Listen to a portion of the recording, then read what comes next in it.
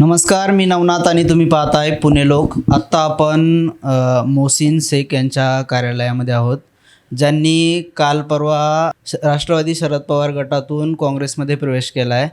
काय काय सांगाल की काँग्रेसमध्ये प्रवेश केला आहे, तुमची आणि काँग्रेसची विचारधारा पटेल का, आणि काँग्रेसमध्ये प्रवेश करण्याचं नेमकं कारण काय? सर्वप्रथम मी पुणे लोकचे आभार व्यक्त करतो का त्यांनी इथे येऊन माझ्याशी संपर्क केला.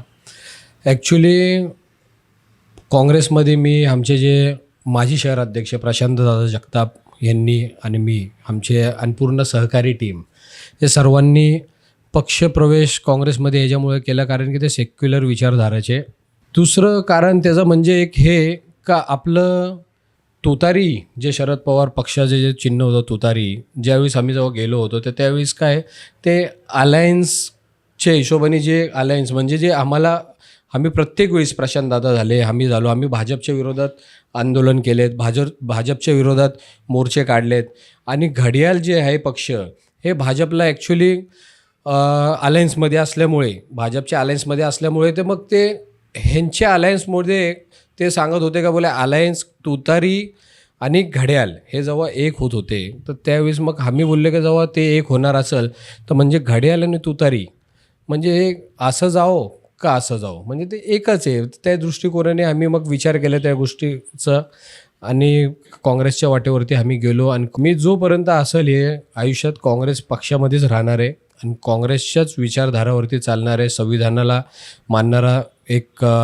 काँग्रेस पक्ष आहे आणि त्या संविधानाच्याच आधारावरती आम्ही चालणार आहे. प्रभाग क्रमांक 19मधून तुम्ही लढताय, कोणत्या जागेसाठी अर्ज करणार आहात आणि निवडणूक कोण लढवतं? प्रभाग क्रमांक 19 इथं मी अर्ज करणार आहे OBC महिला. माझी आई स्वतः लढणार आहे OBC महिलामधनं आणि गटातनं आम्ही लढणार आहे. हो.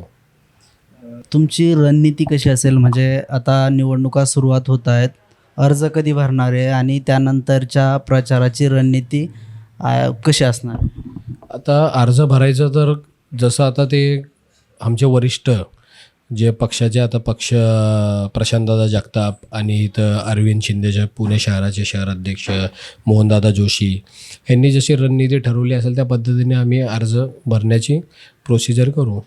कोंढवा परिसरामध्ये आम्ही जेव्हा ग्राउंड लेवलवरती म्हणजे लोकांच्या बाईट घेतो आणि लोकांना भेटतो त्यावेळेस भरपूर असे प्रश्न आहे, ट्रॅफिक, रस्ते, सांडपाण्याची व्यवस्था नाही, या सगळ्या समस्यांना तुमच्यासमोर काही रोडमॅप आहे का? सर्व पहिले तर तिथं जे समस्या आहे चार तर लय महत्त्वाच्या समस्या जसं का ट्रॅफिक झालं. ट्रॅफिक म्हणजे त्यासाठी आपल्याला 2 ऑप्शन आहे का, एक तर जे महत्त्वाचं जे स्वतः जे सांगतात तिथं DP रोड नाही आहे, पण ते ऑनलाईन जेव्हा आंदोलनमध्ये मी हबीब शेख यांनी जे आंदोलन केलं होतं त्या आंदोलनामध्ये मी स्वतः सहभाग झालो होतो आणि त्यावेळेस मला वाटतं ते तडवी साहेब होते, आदिल तडवी साहेबांना जेव्हा आम्ही लोकांनी पत्र दिलं, हबीब शेख आम्ही आणि आमची पूर्ण ते सहकाऱ्यांनी कार्यकर्त्यांनी, तर त्यावेळेसच मी त्यांना सांगितलं होतं का बाबा तुम्ही हे आज जे पत्र येतं तर तुम्ही पत्र रिटर्न त्याचा पत्र व्यवहार करा, तुम्ही लिहून द्या की इथं रोड नाही आहे. मग त्यांनी ते नाकार दिला. जो तसं असला असता तर त्यांनी लिहून द्यायला पाहिजे होतं. ती गोष्ट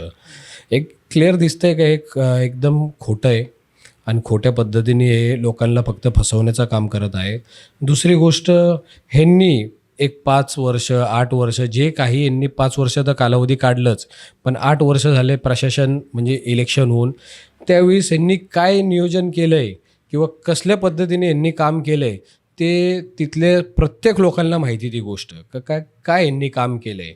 आज तुम्ही पण गल्लीबोळात फिरतात पुणे लोक, तर तुम्हाला पण स्वतःला माहिती आहे का बाबा तिथले लोकांचे लय सर्वात मोठा प्रश्न जे आहे ते इलेक्ट्रिकचा लय मोठा प्रश्न आहे.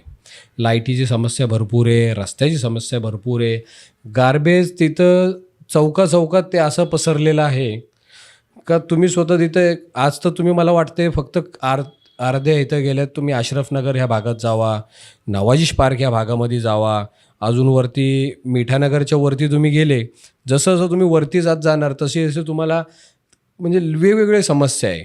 तिथं लाईट गेली तर लाईट एक दिवस जात नाही, तिथं 2-2, 3-3 दिवस लाईट नसती. तिथं पाणीचा तर एवढा मोठा प्रश्न आहे का म्हणजे पाणी आला 1 तासासाठी आला त्याच्यात पण ते घाण पाणी, कारण की यांनी ते प्रोसिजरच त्या पद्धतीने केलेली नाही आहे. तिथं ड्रेनेजची समस्या भरपूर आहे. आज तुम्ही 5 वर्ष झाले तिथं, हे म्हणतात आमच्या काळामध्ये कोविड हे प्रकार होता. कोविड म्हणजे फक्त कोंडव्यात नव्हता तर अख्ख्या जगात होता कोविड अख्ख्या जगात असल्यामुळे बाकीचे आजूबाजूचे प्रभाग का डेव्हलपमेंट नाही झाले का? मग इथंच का डेव्हलपमेंट नाही झालं आहे?